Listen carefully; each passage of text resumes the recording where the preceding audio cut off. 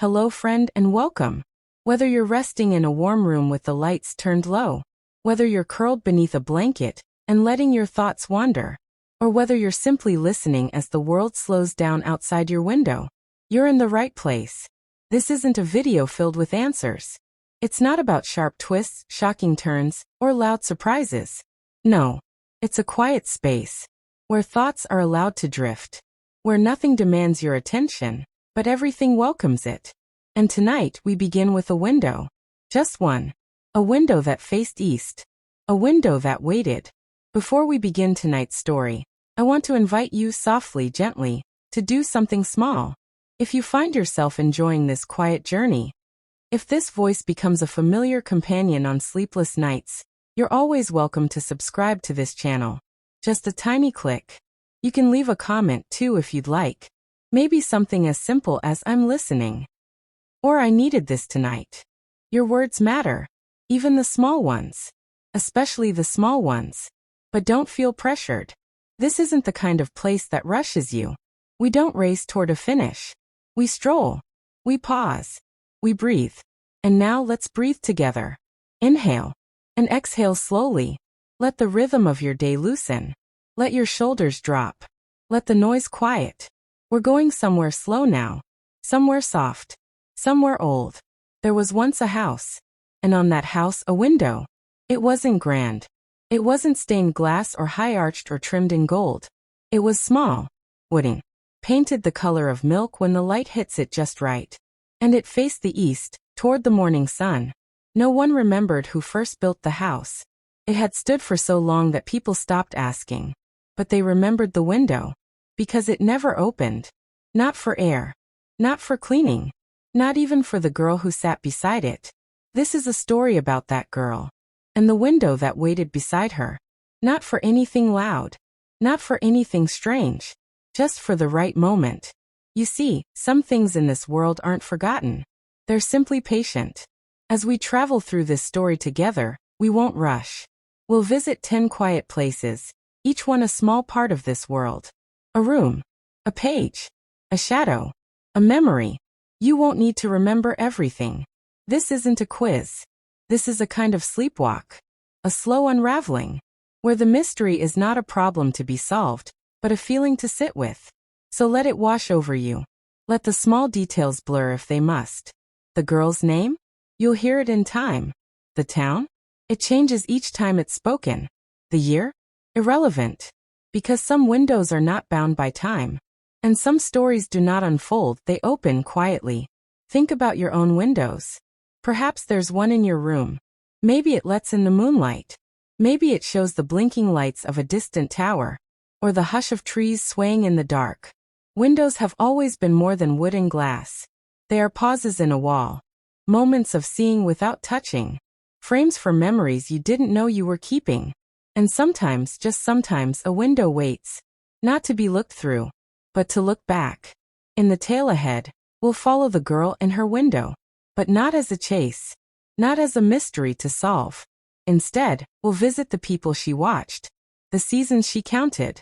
The dreams she let go of. And the ones she secretly kept. We'll walk with her through places that never changed.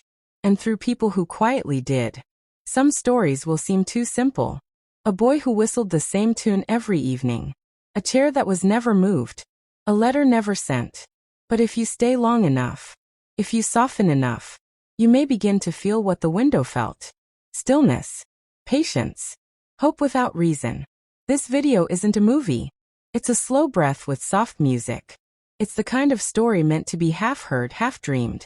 So if your eyes close, let them. If your thoughts float, let them. You don't have to catch every word. You don't have to understand it all. You just have to be here. And that truly is enough. Let me tell you what's ahead. In the next hour or so, you'll visit 10 quiet chapters, each a piece of this slow, patient world. Here's a glimpse, not a table of contents, just hints. A man who forgot how to speak, but still wrote songs. A stairway with one step that changed every year. A garden no one ever planted, but always bloomed. A memory in the shape of a necklace. A clock that stopped, only when someone was listening. A street with no names. A picture frame with nothing in it, But everyone saw something different. A letter to a person who never lived. A bed that always faced north, even when moved. And of course the window. That one small window. Waiting. Watching. So wherever you are, whatever your day has been, however you feel, you are welcome here. You are not expected to do anything, just to breathe. Let this story hold you. Let the quiet fill the corners of your room. And if sleep comes while you listen, that's not an interruption. That's the point. You've arrived at the beginning. And just like the girl behind the window, you don't need to know what you're looking for. Just sit quietly. It may find you. Are you ready?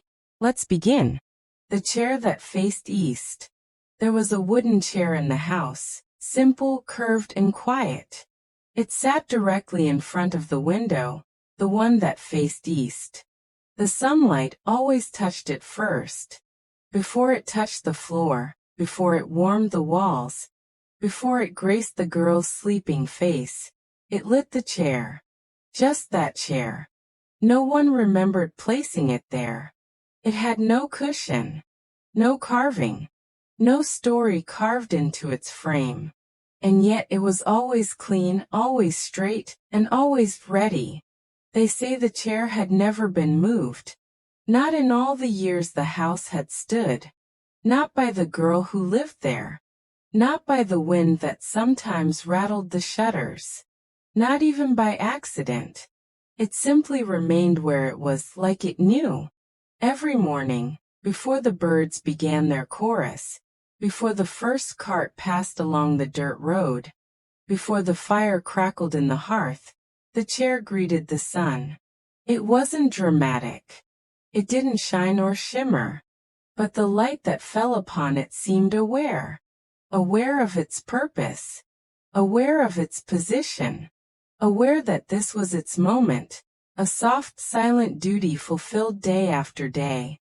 The girl, whose name had once been whispered but now was simply understood, would wake slowly in the room behind the window. She never spoke as she rose. She never reached for the chair. She simply looked at it, as though asking it a question. And sometimes it seemed to answer, not in words, but in feeling. One morning in late autumn, when the air outside was scented with smoke and fallen leaves, the girl awoke before the light. A strange stillness pressed against the window pane. The kind of stillness that feels like the world is holding its breath. She stood slowly, wrapped a shawl around her shoulders, and walked toward the chair. The floor creaked in familiar protest, but the chair remained, as always, unmoved. She sat. It was the first time she had ever done so. And when she did, something shifted. Not in the room, but in the air around the house. As if the wind paused to listen. As if the trees turned slightly in their roots. As if the world noticed. The chair did not sigh or groan. It simply accepted her. Like it had always been waiting. Outside, the first rays of sunlight touched the horizon. Pale gold, hesitant. They spilled over the hills, touched the tops of the trees, and gently crept through the window. Onto the chair. Onto her shoulders. Onto her face. She closed her eyes. And remembered. Not a memory of a day or a face. But something smaller. The sound of her mother humming while sweeping the floor. The warmth of bread rising in the oven. The scratch of pencil on paper as she once drew maps of places that didn't exist. She remembered silence. Not emptiness, but peace. She remembered laughter. Not loud, but sudden, like a spark in a quiet room. She remembered love. Not spoken, but shown. A folded quilt. A hand on her head. A cup of tea placed just so. The chair held her as she remembered. And the sun listened. The days that followed were softer. She didn't sit again. Not because she was afraid, but because it had been enough. That one morning had been the beginning of something quiet inside her. The chair remained where it was. The sun kept greeting it. And the room, the whole house, seemed lighter. Visitors who came by never noticed the chair. But they stayed longer than usual. Their voices gentled. Their steps slowed. Something about the room invited stillness. Once a child wandered in. He paused before the chair. He didn't touch it. Didn't sit. Just looked. "Why is it here?" he asked. The girl smiled softly. "To watch the morning," she said. Years passed. Seasons changed. The girl aged, though gently, like paper curling at the edges. And still the chair waited. It became more than wood. More than shape. It became a marker of time. Of patience. Of peace. It became a place not to sit, but to remember that sometimes, simply being in the right place, at the right time, with no demand, is enough. And the window, always watching, always waiting, watched the chair in return, as if the two of them, the window and the chair, had made a quiet promise long ago, to greet the light, to wait in stillness, to hold space for something the world forgot how to name. But there's more to this chair than just its silence. One winter, snow layered the hills in such softness that even the trees held their breath. The girl, now older and slower, sat near the fire, her blanket folded neatly in her lap. She looked toward the window, and the light that should have come through didn't. The sky was too heavy with cloud. And yet, the chair was lit. It shouldn't have been. The sky was thick. The sun was hidden. But light, gentle, golden, dreamlike, clung to the chair's frame. Not bright. Not harsh. Just enough. Enough for her to rise and walk closer. Enough for her to know. Someone had remembered something. She placed a hand on the top rail of the chair. The wood was warm. It shouldn't have been.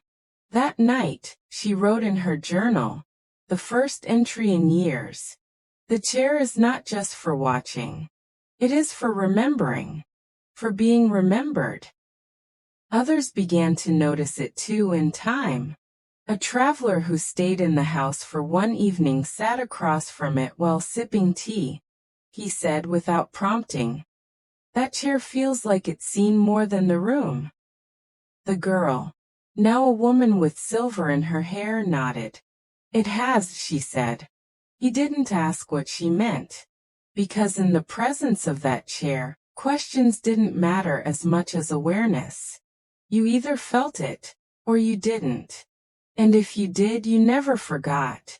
The chair began to feel like a guardian, not of secrets, but of slowness, of quiet mornings, of waiting without wanting.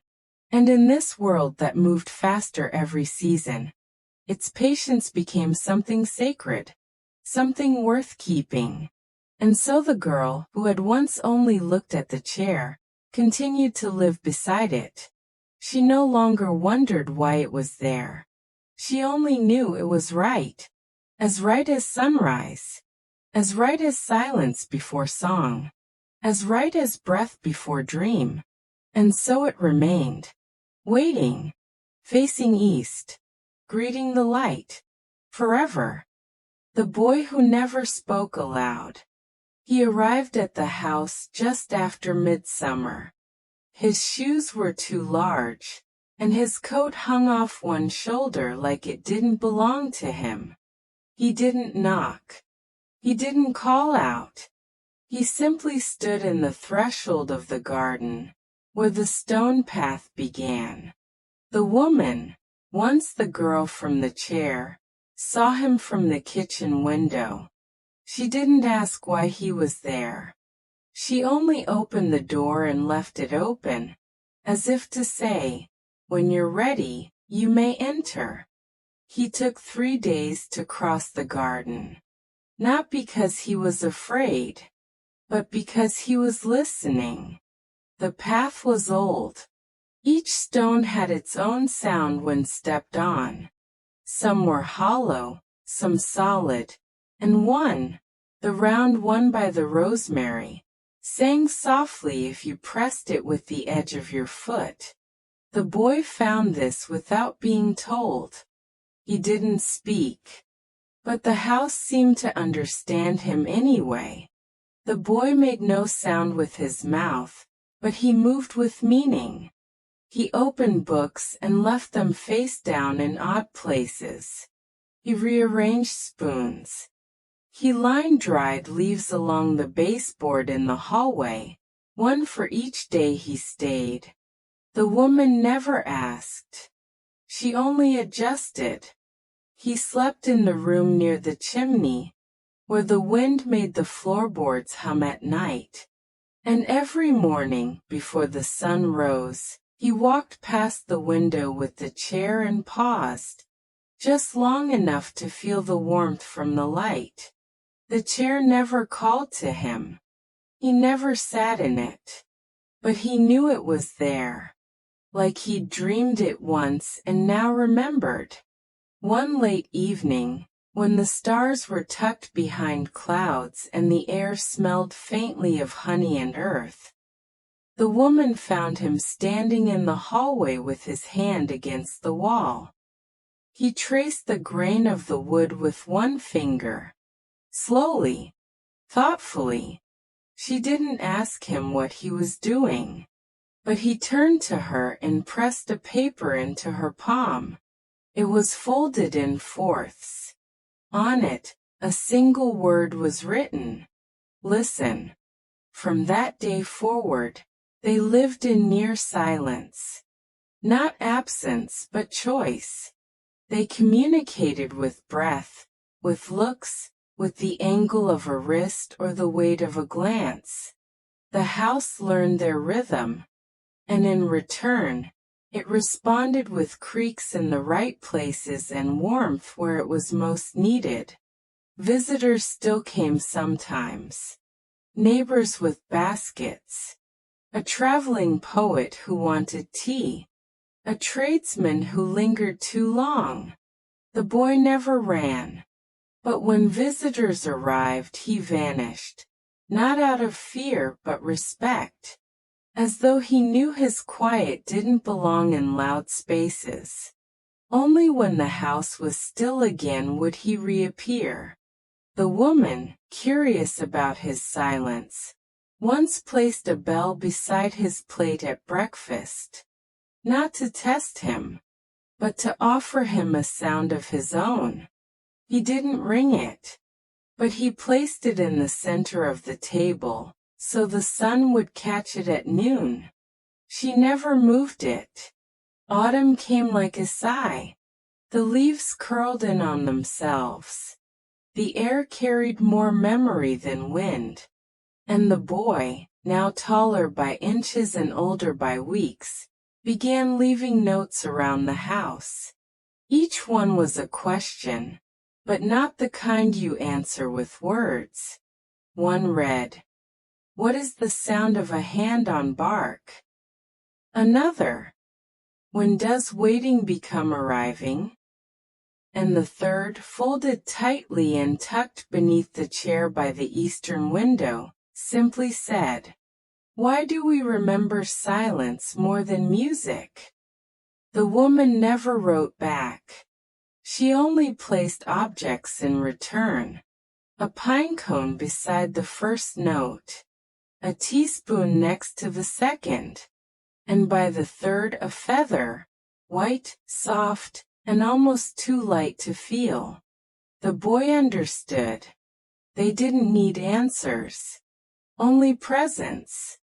One winter morning, when frost clung to the windows and the world outside looked powdered and still, the boy sat across from the chair. Not in it, just across. He looked at it for a long time. Then he reached into his coat and pulled out a small stone, smooth, dark, shaped like a comma. He placed it on the seat. The woman watched from the doorway. She didn't interrupt. He turned to her, eyes steady, and held up one hand. 5 fingers. She nodded. 5 days left. He would go. In those 5 days, the boy rose earlier than usual. He walked longer paths through the garden. He traced old roots with his fingertips. He whispered to birds, not with sound but with gaze. He folded every leaf he found into halves, then quarters, then eighths, and lined them on the kitchen windowsill. The woman left them untouched. On the last morning, he stood again at the threshold of the garden. His shoes still large, his coat still loose, but his back straighter, his breath deeper. He turned to face the house, then the chair, then the woman. He smiled, just a tilt of the mouth, barely a curve, and then he was gone. The chair remained, and on the seat, the stone stayed for weeks. It never rolled, never shifted, never cooled.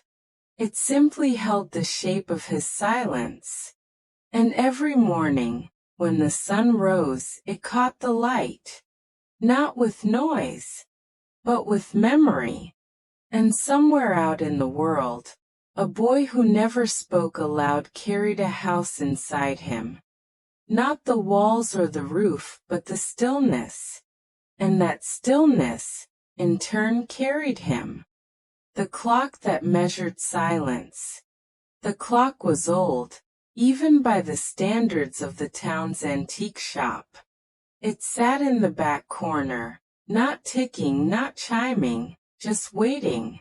Its face was made of a dulled bronze, with numerals so faint they seemed to shimmer in and out of existence, depending on the light.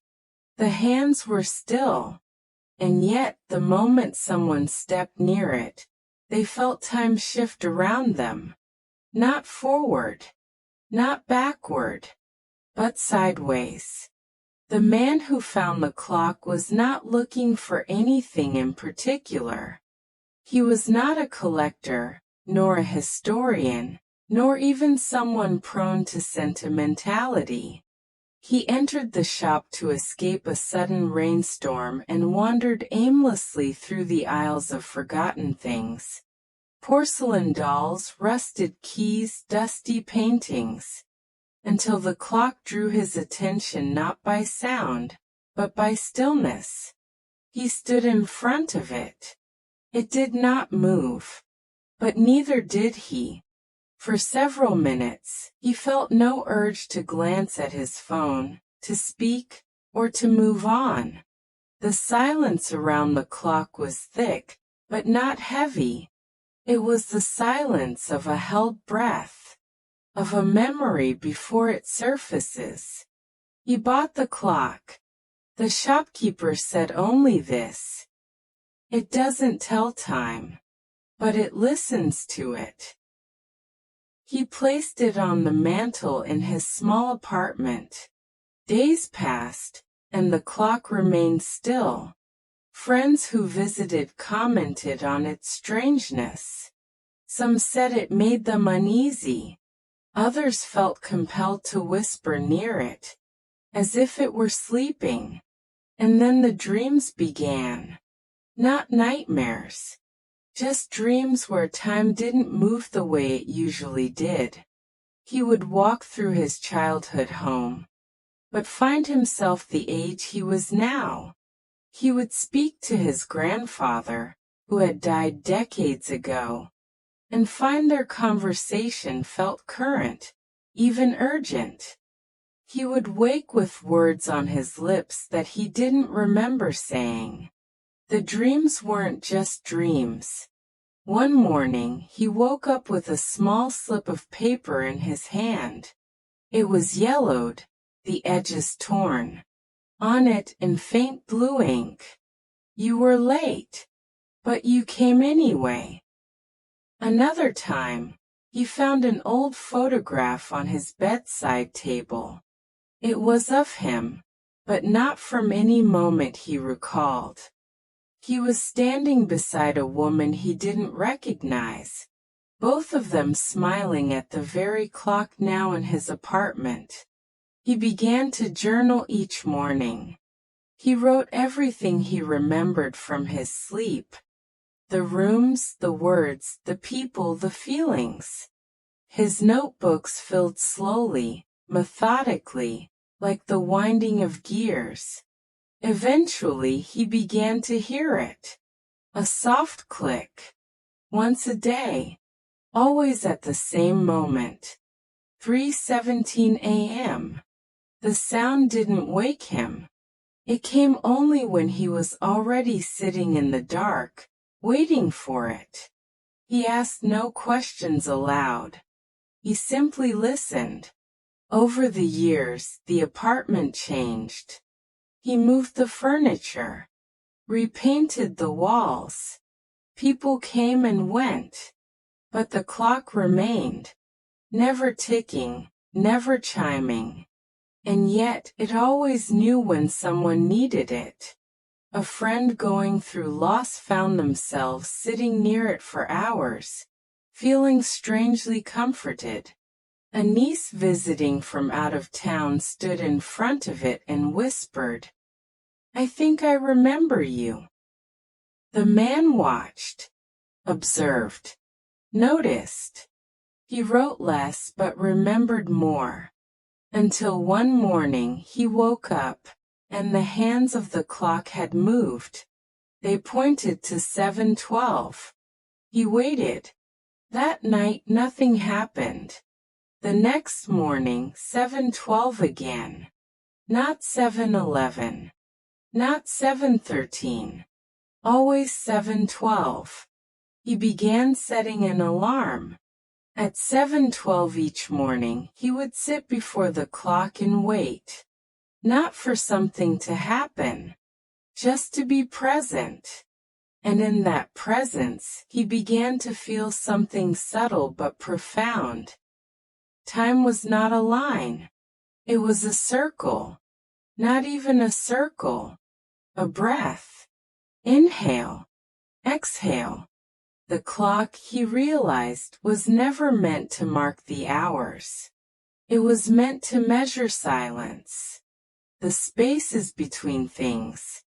The gaps where memories echo and futures whisper. It did not show you when to go. It showed you when to stop. And in stopping, he began to live differently. He spoke more slowly. He listened more fully. He found joy in unremarkable moments. A cup of tea cooling beside him. A bird outside the window. The way the dust danced in sunlight. All these the clock honored. All these, the clock remembered. When he grew old, the man passed on the clock to his daughter. She didn't understand its stillness at first. But one morning, she found herself awake at 3:17. She sat up, heard the click, and smiled. The silence wrapped around her like a memory. She began to write, just as her father had. And the clock, always listening, waited, not for time to be told, but for silence to be heard. Because in the end, that is what it had measured all along. Not hours, but presence. Not minutes, but meaning. Not what was passing, but what had stayed. And it would go on doing so. For anyone willing to pause long enough to hear the world exhale. And begin again. Where silence rests. Now that we've reached the final edge of the path, where the stories soften and the stillness gathers, you might be wondering, what was it all for? Not every story needs to end with a lesson. Not every mystery is waiting to be solved.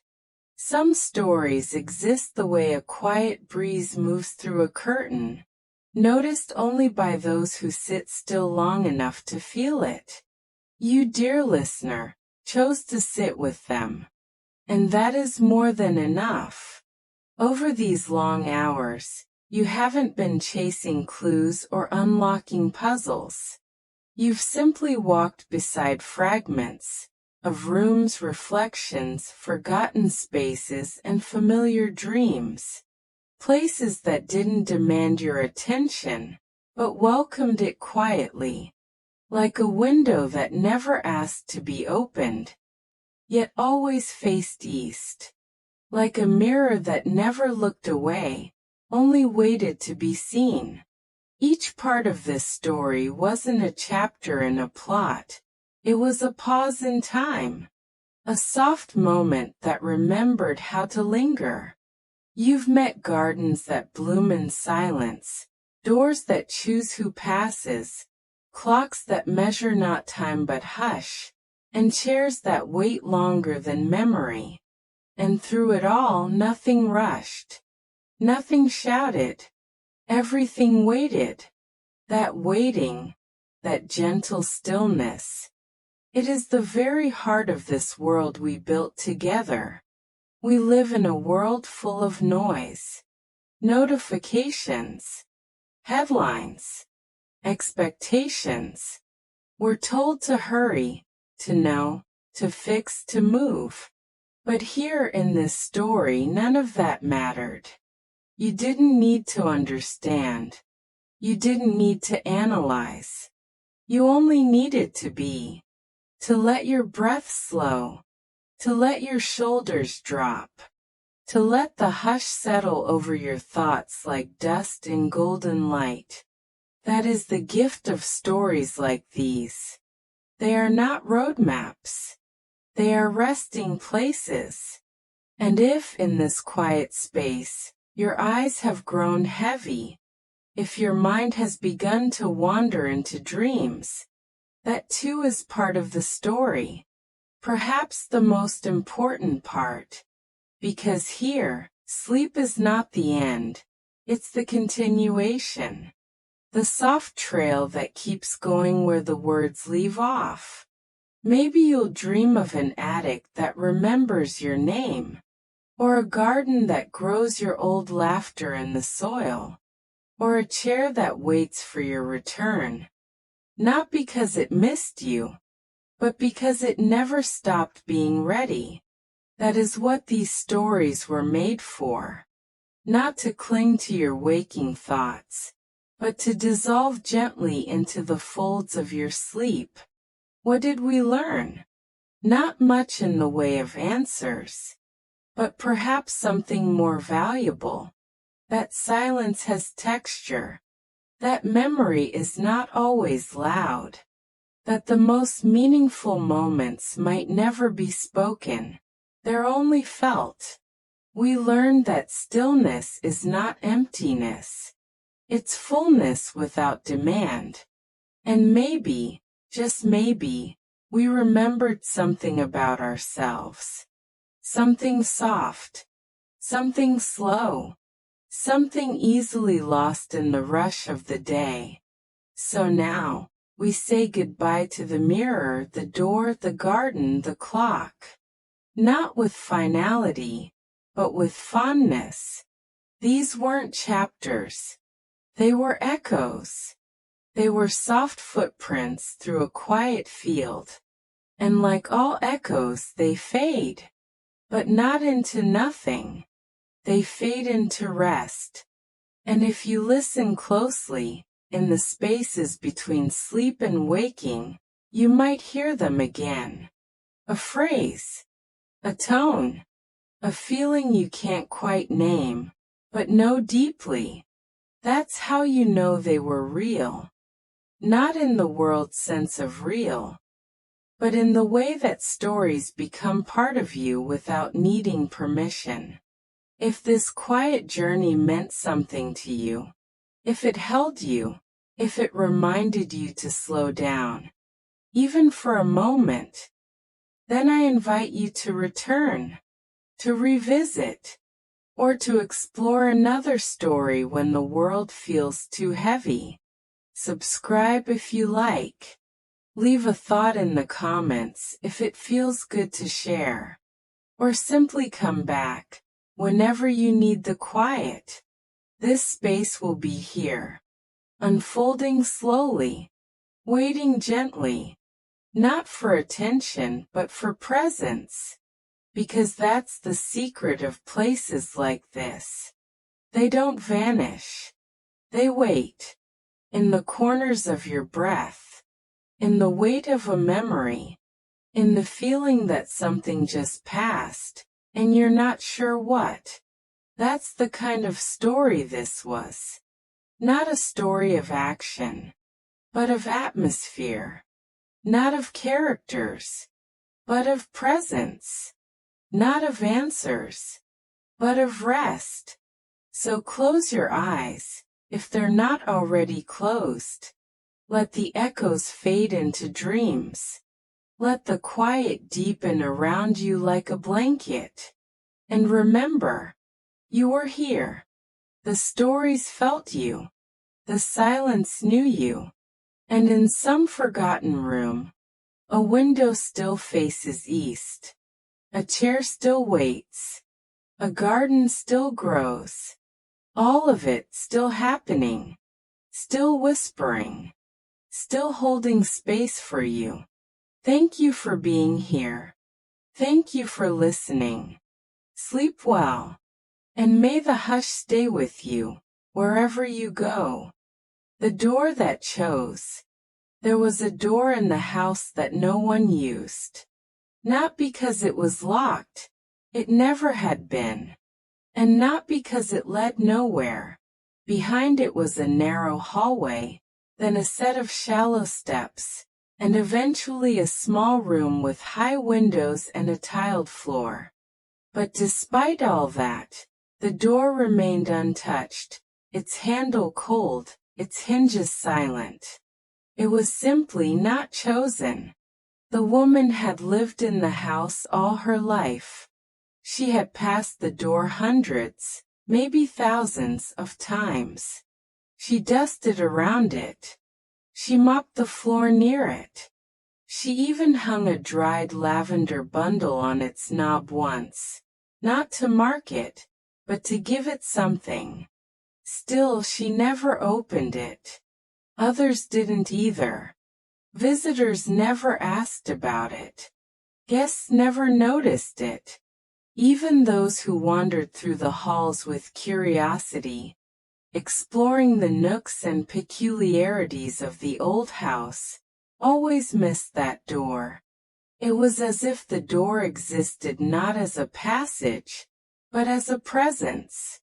One rainy morning, when the clouds pressed low and the wind curled around the eaves like a cat, the woman stood before the door longer than usual. She had no intention, no particular reason, just a pause. And in that pause the handle moved. Not much, not like in a movie, just a slight twitch, like a finger stretching after a long sleep. The woman blinked, then waited, but nothing happened. The door didn't open. The handle didn't turn again. She said aloud to no one in particular, "I see you," and left the hallway. That night, the woman dreamed of hallways. Endless, shifting, echoing hallways. Some curved gently like rivers. Others split like tree limbs. And in the center of them all was a single door, old and wooden, with a lavender bundle tied neatly to its handle. She woke with a feeling, not fear, not urgency, just clarity, like remembering a face from long ago. She made tea, then went to the door. This time, she touched the handle. It was warm. Inside the room was not what she expected. No dust. No musty air. Just light. Pale light like early dawn. the kind that makes everything feel gentle. There was a bench beneath the window, a small table, a single book resting on its surface. She picked up the book. It had no title, no author, only blank pages, until the very center, where one phrase was written in deep blue ink. You did not open the door. It opened you. From that day forward, the door no longer blended into the hallway. It was noticed. It was chosen. Guests began to ask, "What's through there?" And the woman always smiled and said, "Only what you're ready to find." Some entered. Some didn't. Each had their reasons. The door never minded. It had waited before. It could wait again. One spring evening, just as the sun dipped behind the horizon and painted the hallway in golden shadow, a small child knocked on the door. Not knocked to open it. Just knocked to say hello. The door opened. And behind it, not a room, not a bench, not a book, but a path. A quiet one. Tree-lined. Winding. Leading somewhere that wasn't here, but felt just as safe. The child looked back at the woman. She nodded. And the child walked in. Years passed. The room behind the door changed. It was never the same twice. Sometimes it was a memory. Sometimes a question. Sometimes a song you hadn't heard in years and couldn't place, but that somehow brought tears.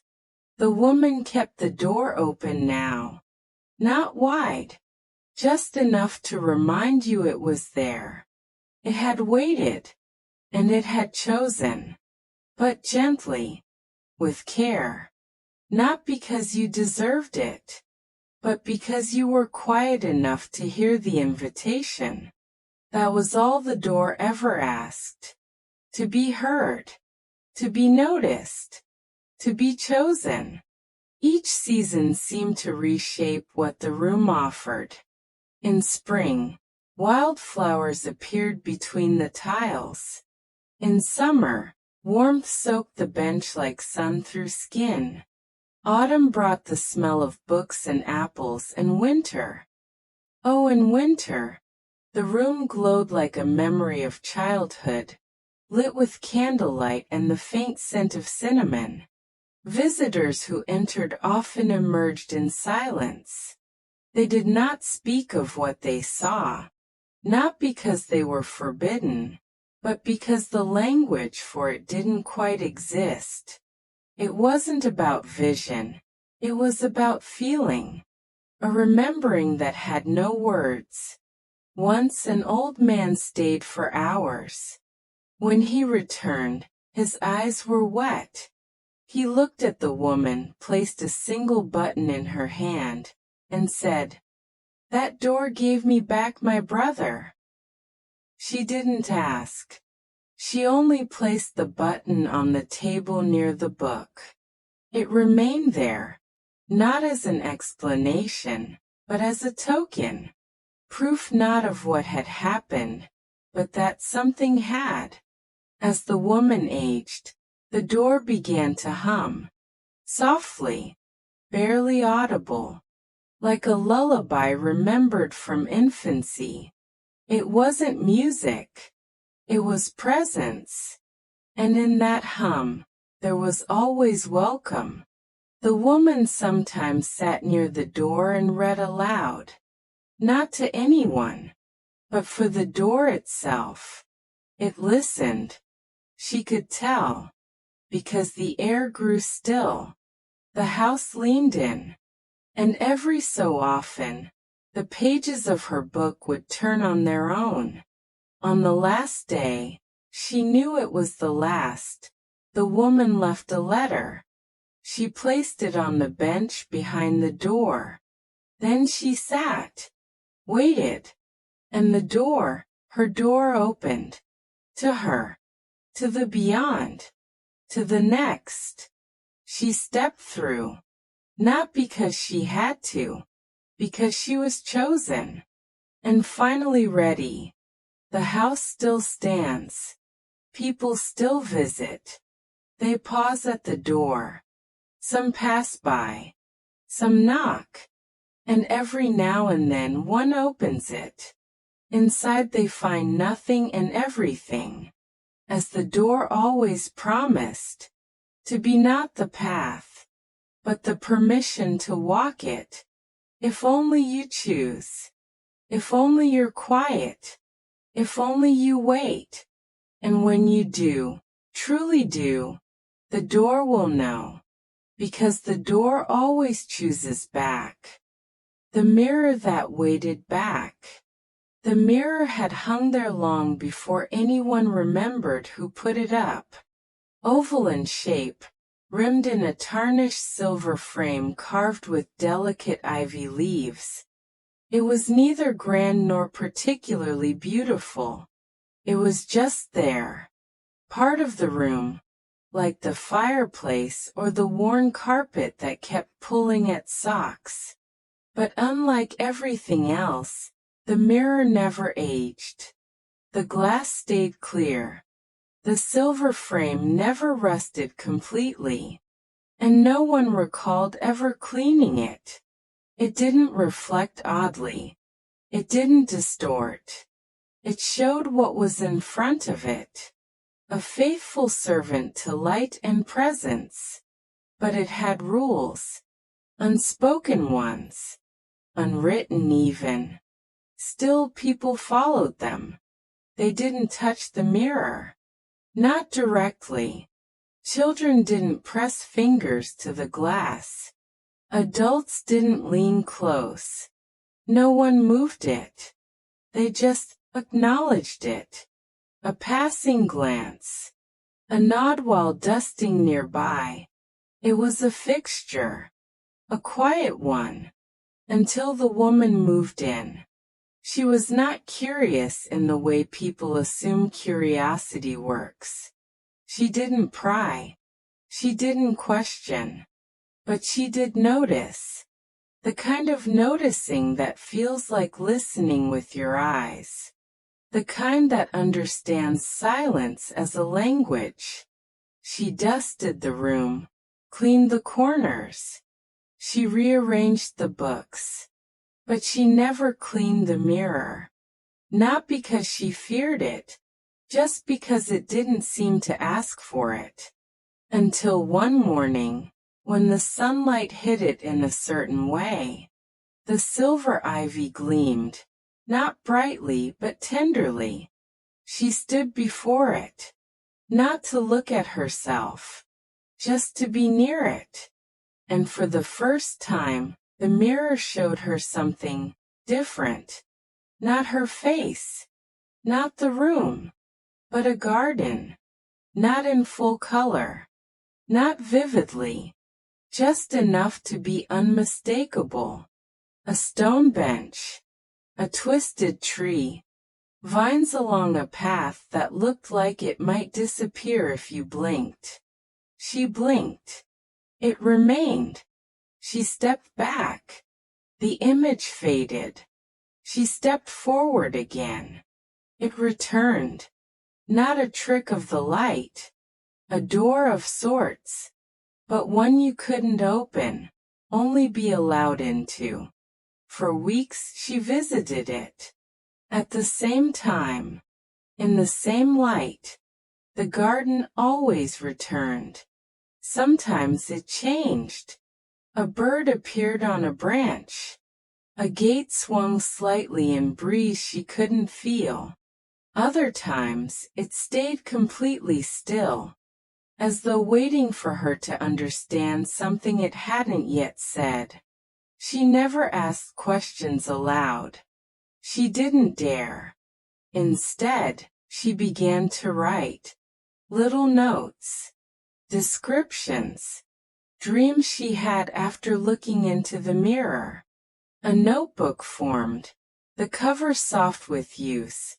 The pages full of sketches and gentle sentences like, "Today the tree looked more tired. There was someone behind the vines. I didn't look. I felt like I was being remembered. One day, the mirror didn't reflect at all. It was empty. Not black. Just blank. As if it had turned its face away. The woman sat before it. Waited. Hours passed. Then movement. But not from the mirror. From behind her. She turned. No one there. She turned back. The garden had returned. But different. Closer. The bench was near the front of the glass now. The vines thicker. And on the bench, a book. Her book. The one she had been writing. She approached until her nose was inches from the glass. The pages turned on their own. One by one. Until the final page. A message not in her handwriting. You have been seen. She didn't cry. But something inside her softened, as if released. The mirror blinked. The garden gone. Her own reflection again. Tired. But peaceful. She reached out. This time, her fingers touched the glass. It was warm. The next morning, the mirror had moved. Just a little. Enough to let in more light. Enough to reflect a new angle of the room. Enough to say, I'm still here. Still watching. Still waiting. She never stopped visiting. But the garden never returned. Not visually. Instead it showed up in her dreams. In quiet thoughts. In forgotten smells and remembered songs. And sometimes, just sometimes, in the eyes of strangers who passed her on the street. She began to recognize them. Not their faces, but their mirrors. And she nodded. Always nodded. As if to say, yes, I saw it too. And that was enough. Years later, the mirror was donated. Not by her. By those who cleared the house after she left. They didn't know what to do with it. An old mirror. No markings. But they didn't throw it away. They gave it to a second-hand shop. Where it leaned quietly against a dusty wall. Waiting. For someone to look. Not at their reflection. But at the garden that only comes when you stop searching for it. And begin remembering it instead. The window that waited. The window was never large, nor particularly grand. It sat on the west wall of the house, facing a garden that once bloomed with sweet pea vines and tall fennel stalks. Its glass panes were slightly warped from age, and the wooden frame had been repainted more times than anyone could count. It creaked in the wind, sighed in the heat, and shimmered softly when touched by morning light.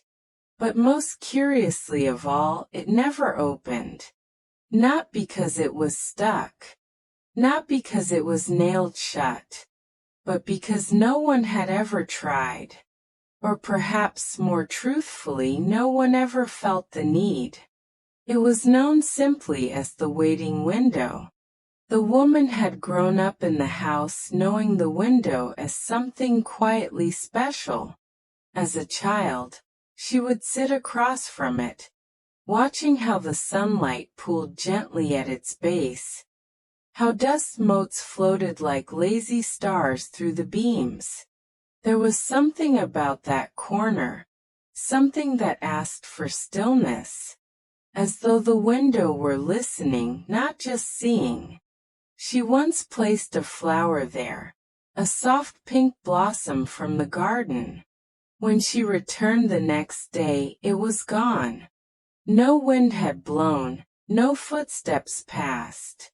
But the flower had vanished, and in its place sat a small gray feather, curved like a smile. She never told anyone. The exchange felt private, like a secret shared not with a person, but with time itself. The window did not reflect like mirrors did, but it held images just the same. Moments of memory, hints of feeling. She would walk past it and catch a glimpse, not of her own face, but of someone sitting in the garden. Someone who wasn't there. Sometimes it was a child, chasing nothing in particular. Sometimes it was an old man, seated on a wooden bench with his hands clasped like he was remembering. Once she saw a girl, not herself, not entirely, brushing the petals from her skirt, eyes fixed on something just beyond the window frame. Each vision faded as quickly as it came, not with drama or alarm, but with quiet purpose, like a breath released. The woman never touched the glass. She felt somehow that it was not yet her time. One spring, when the daffodils came early and the air smelled of turned soil and thawed earth, a traveler came to the house. She was not looking for shelter nor food, only a place to rest. She wore a shawl too thin for the season and boots far too sturdy for a garden path. The woman offered her tea, and they sat near the window, the waiting window. The traveler noticed it immediately. "That glass," she said, "feels like it's watching me." The woman smiled. "It's patient." They spoke little after that. The air between them grew soft, filled with unsaid things. When the traveler rose to leave, she touched the window's frame.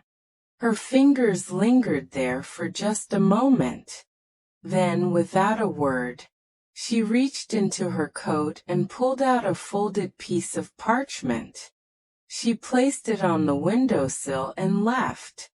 The woman waited until the sun had dipped low, then unfolded the paper. There were only 2 words written inside. "Not yet." From that day on, the woman began to notice subtle shifts. The light through the window changed, not in brightness or hue, but in feeling. The dust moved slower there, as though time hesitated in the glass. Even sound behaved differently. Footsteps dulled. The ticking clock near the kitchen grew faint when standing beside the window. She took to placing small objects on the sill. A shell from a childhood trip to the coast, a button from her mother's coat, a key that no longer fit any lock. Each time, something subtle changed in the house. The hallway grew warmer. A draft disappeared. The creak in the stair smoothed out. It was as though the house was trading memory for comfort. Years passed. The garden changed. The house aged gently. And the woman, now older and slower in her steps, continued her ritual of waiting. Then one morning, a child appeared. She didn't knock, didn't call. She simply stood in the garden, staring at the window. The woman, curious, opened the door. The child stepped forward, holding a small mirror in her hand. Old oval, tarnished at the edges. "I think this belongs here," she said. And without waiting for permission, she walked to the waiting window and placed the mirror on the sill. The house shivered. A wind swept through, though no windows were open. The clock in the kitchen stopped. The woman stepped closer. The window, for the first time in her life, showed her reflection, clear, whole, and yet not entirely her. In the glass, she saw herself seated in the garden, not as she was, but as she would be, older still, smiling, waiting. She blinked. The image vanished. The window was once again only glass. Still, clear, ordinary. But she understood. It had waited for her to see. Not just what was or what had been, but what could be. She left the mirror where the child had placed it. And every morning after that, when the sun filtered through, she stood by the window and smiled. Because waiting was no longer a burden. It was a promise. And the window, faithful and quiet, kept watching. Not for change. Not for someone, but for the moment when waiting became knowing. And in that knowing, peace. The kind you don't find, but the kind that finds you. The kind that lives in old windows. And watches. And waits. For you.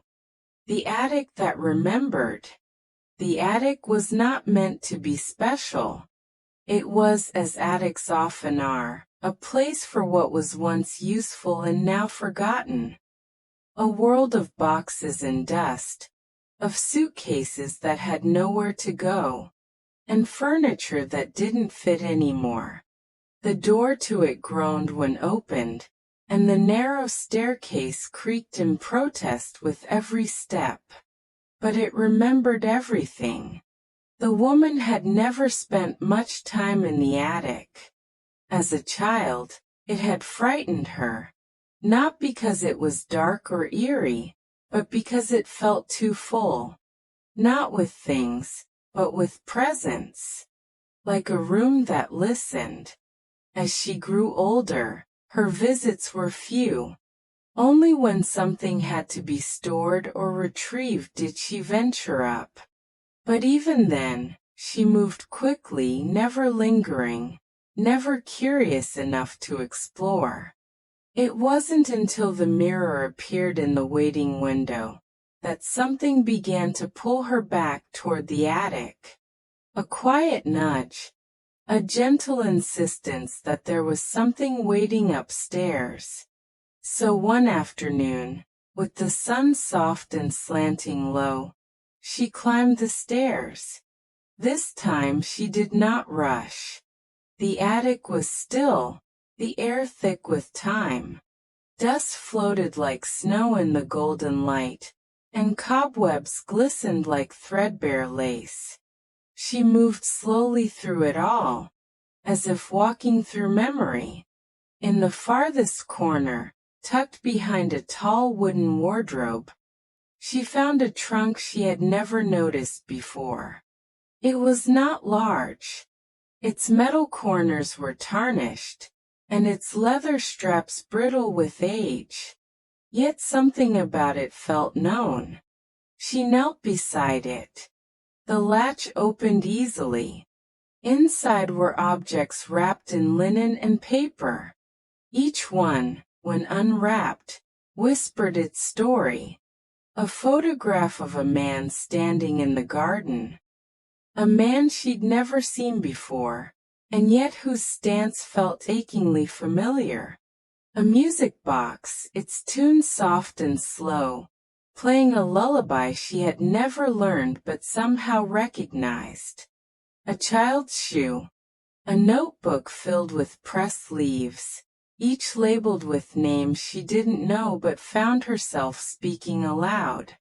She sat for hours, surrounded by relics that were not hers, and yet felt like they had always belonged. The attic had remembered them, and now so did she. That night she dreamed. She was in the attic, only it was bright, not with light, but with feeling. The boxes were gone.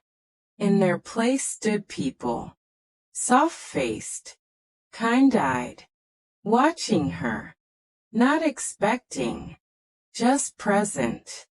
Each held one of the items from the trunk, the music box, the photo, the shoe, and they smiled.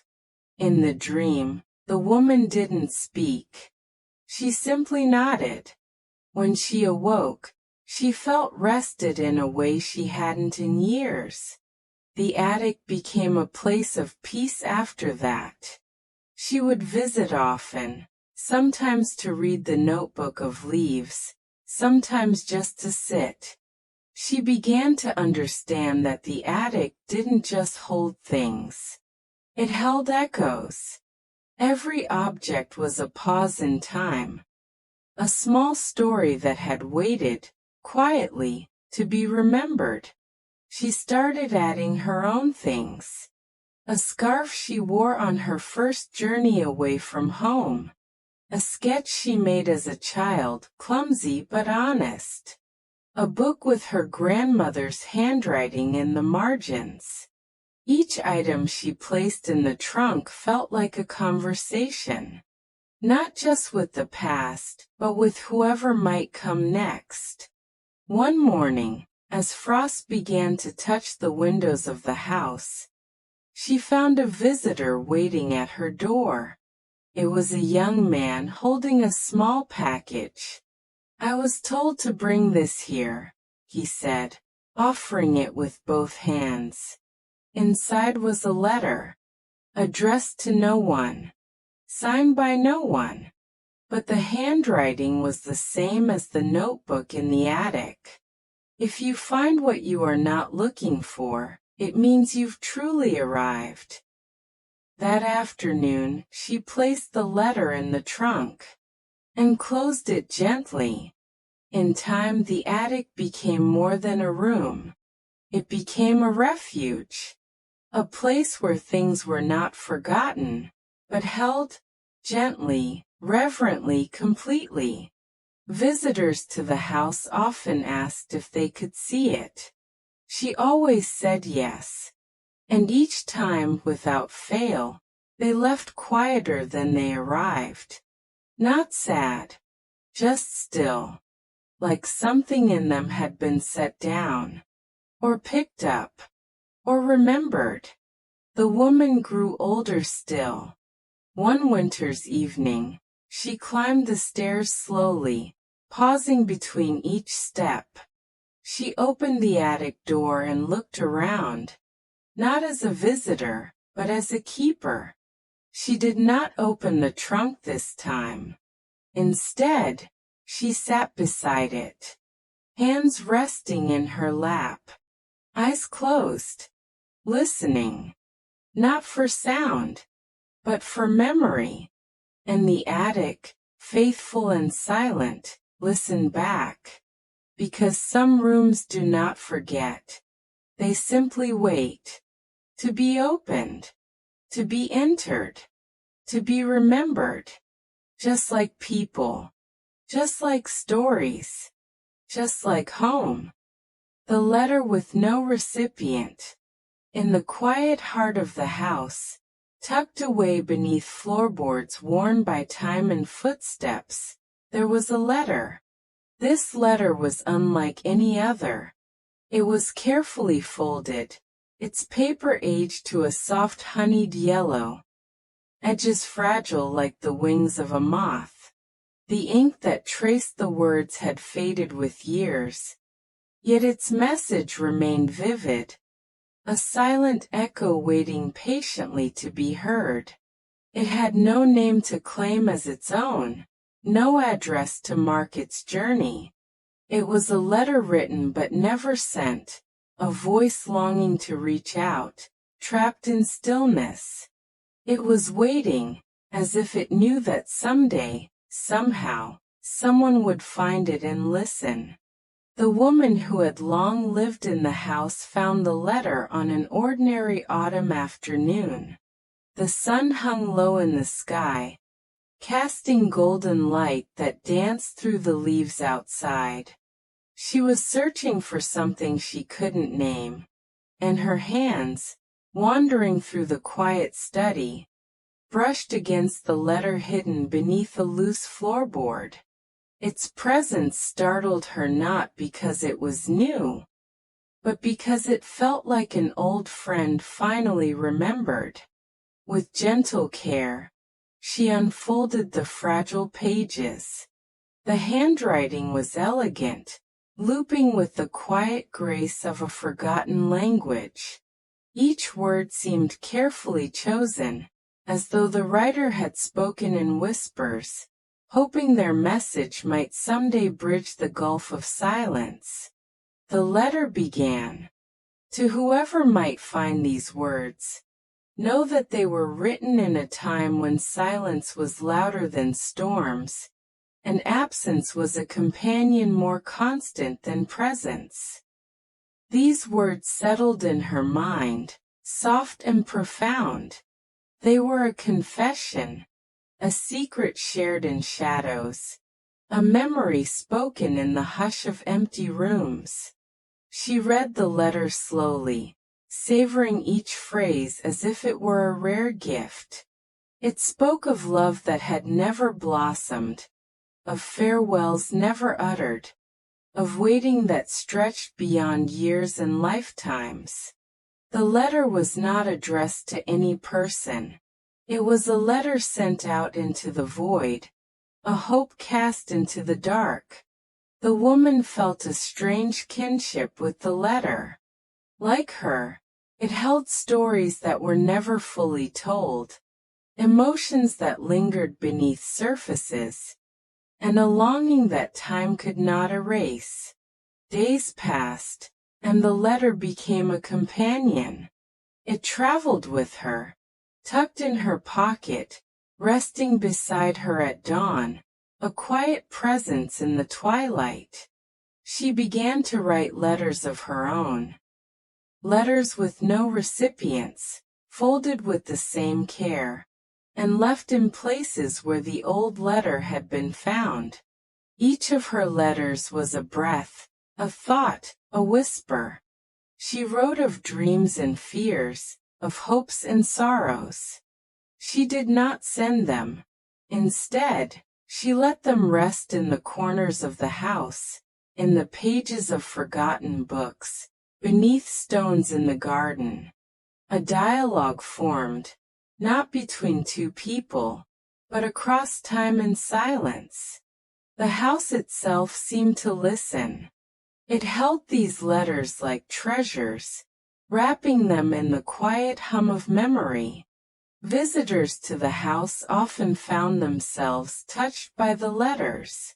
A poet from a nearby village, invited for tea on a chilly evening, discovered one tucked inside an old volume of poetry. Reading aloud, his voice low and reverent, he recited, "I wait beneath the same sky, though you walk beneath another.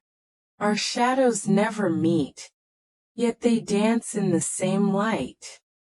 He smiled softly, folding the letter carefully and returning it to its place as if honoring a sacred trust.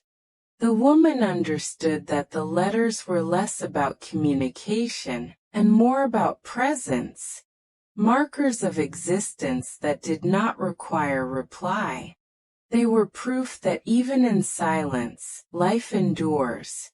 One stormy night, when the wind roared and rattled the windows like desperate voices, the woman sat by the hearth, reading the letters once more.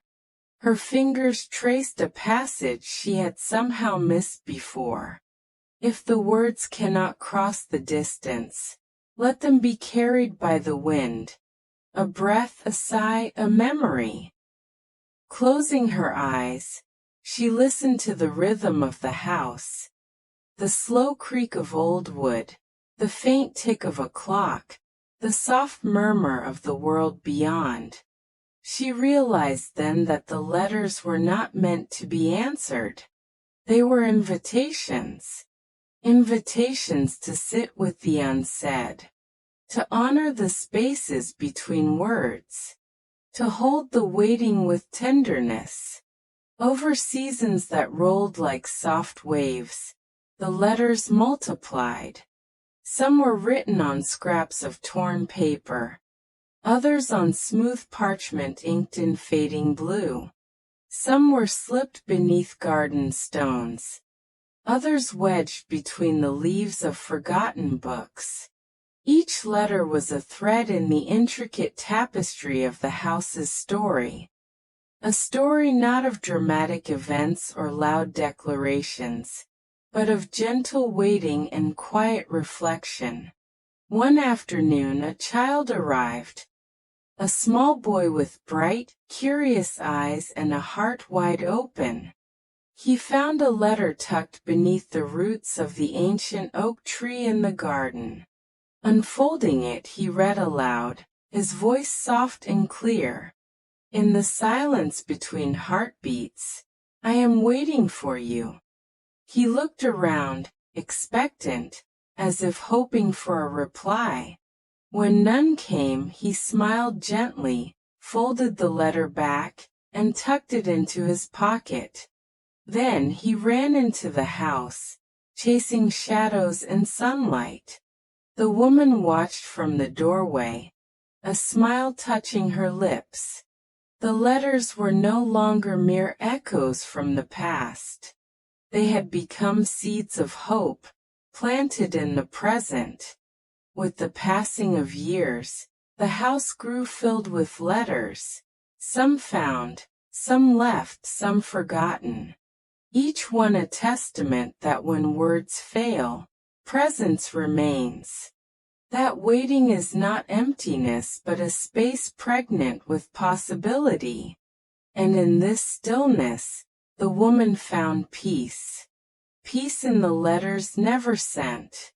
Peace in the silence louder than any voice. Peace in waiting that was never truly alone. The letter with no recipient had become a story without an ending, a quiet, infinite conversation carried on by paper and breath.